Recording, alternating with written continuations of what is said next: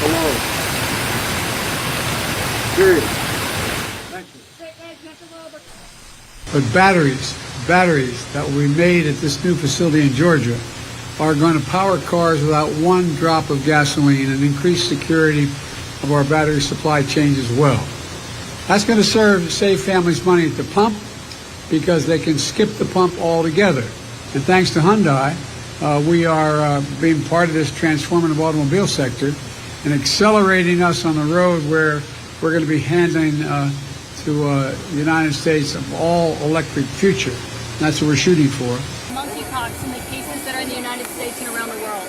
Well, they haven't told me the level of exposure yet, but it is something that everybody should be concerned about. You were quoted as saying corporate greed is a bad theory of inflation. Is that another way of saying that what Democrats are talking about is just a gimmick?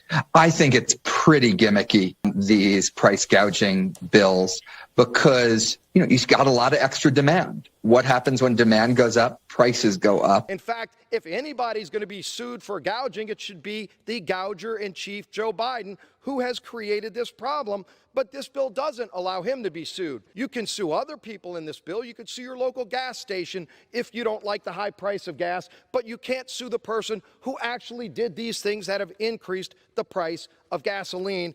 I don't think, though, that these anti-price gouging bills would do much to bring inflation down. They just increase the type of shortages that consumers probably hate even more than the high prices. Let's actually open up America again. Stop relying on foreign countries for our energy when we can make it here cleaner, better than anyone in the world, and lower gas prices and address this problem. This bill doesn't do it. We ought to bring up the bills that actually fix the problem. I'm going to play what President Biden said about this issue almost a year ago compared to what he's saying now. Talk of inflation. The overwhelming consensus is going to pop up a little bit and then go back down. I want every American to know that I'm taking inflation very seriously, and it's my top domestic priority.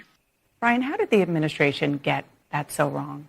Look, a lot of things have changed over the course of the last year, and we've dealt with a lot of unexpected challenges. Is inflation still the number one electoral issue for Americans? So much of this is about inflation. That view of the nation that you described at the top is driven by concerns about inflation. So much of these views of the economy are driven by concerns about inflation. In fact, the number who say that the economy is bad is now the highest it's been during the Biden administration. And then recently, we see people reacting to the drop in the stock market, where now they're pessimistic about both the market and maybe their retirement. So all of that is piling on. And the longer that it goes, you see people becoming more pessimistic that it can be reversed. You heard our CBS poll. Democrats view the party as weak, a large number of them. There's also such sharp criticism of the president reacting too slowly. What's the signal here for Democrats? Talked about it with Anthony and with Congressman Jeffries there. The fact that young voters, black voters, Latino voters now also are in agreement that the president isn't necessarily doing enough to take on the economic challenges and inflation. That's the secret sauce. If you can't convince young people, black people, Latino voters in this state, like Georgia, and others across the country, you're going to see Democrats lose big statewide elections. I just have to ask, people watching this are probably wondering, as we all are, how did we get to the point where the United States of America has to airlift baby formula from another country in order to feed its children? Look, it's a reasonable question, and it's frustrating. I'm a parent, and we look and we say nothing could be more important than the health and the safety of our babies. When's the earliest, based on this proposal, we could actually start leasing? Because the 5-year plan is set to be done by that point. It's not done. It's a proposal. So when's the earliest we could actually start leasing? So the statement followed by 90 days to 60 days after that. So we plan to propose have the proposed program by June 30th, and it's another 90 plus 60, 150 days after that, and probably. So you're saying by the end of this year, by December 31, at that point with that calendar, that you would be able to start leasing at that point? I will absolutely keep you abreast of the progress that we're making and make sure that this committee knows. So when is the deadline on it to be able to start leasing, actually, to be able to get to this point to have this process done? I don't think there is an actual deadline. That's the concern, actually, that all of us have, is that there's actually no deadline, that the proposal to talk about it is coming on the date that it should be done, and that this is going to then stretch out for the next 2 or 3 years of talking about it. And so we're trying to figure out when's the deadline to actually start leasing. We will absolutely keep you informed. So there's not a deadline on it. Not at this moment. And here we are. It's another week and another bill to try to divert attention away from what Joe Biden himself did to raise gas prices to the point where families can't even afford to drive to work, can't even afford to go to the grocery to pay 15, 20% more for goods because of Biden's inflation. But let's start from the beginning. Let me read you a quote from candidate Joe Biden. Quote, "No more drilling on federal lands. No more drilling, including offshore. No ability for the oil industry to continue to drill, period." Ends. That was Joe Biden, the candidate. No more drilling on federal lands. No more drilling, including offshore. No ability for the oil industry to continue to drill, period. No new fracking. Have a transition from the oil industry, yes. Would there be any place for fossil fuels, including coal and fracking, in a Biden administration? No, we would work it out. We would make sure it's eliminated. Would you be willing to sacrifice some of that growth, even knowing potentially that it could displace thousands, maybe hundreds of thousands of blue-collar workers in the interest of transitioning to that greener economy? The answer is yes. We are going to get rid of fossil fuels. I've argued against any more oil drilling or gas drilling on federal lands. No one's going to build a coal-fired plant again, and we're going to get rid of the ones we have now. The administration talks a lot about critical minerals development. In the Southwest, there is a company that has gone through the leasing process to actually do leasing since 2017 on lithium in that area.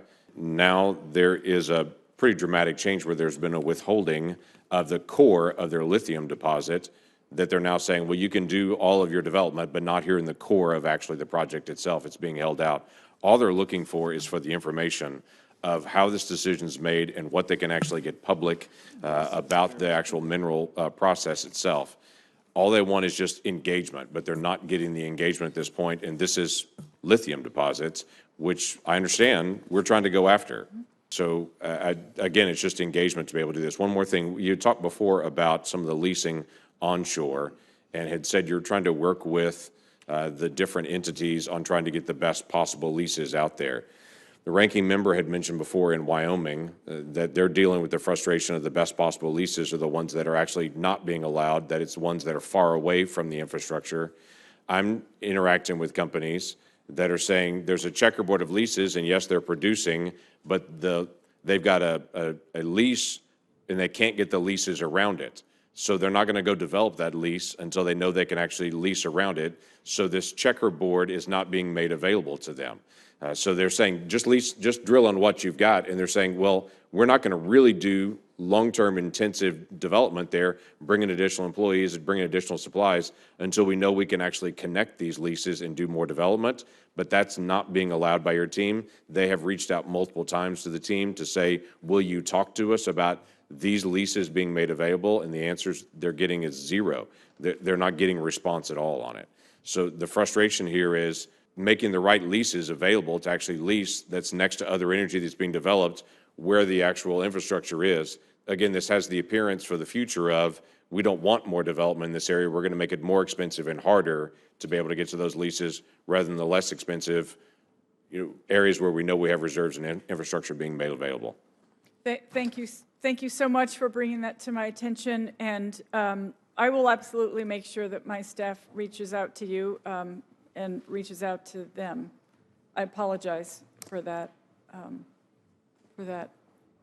non-communication.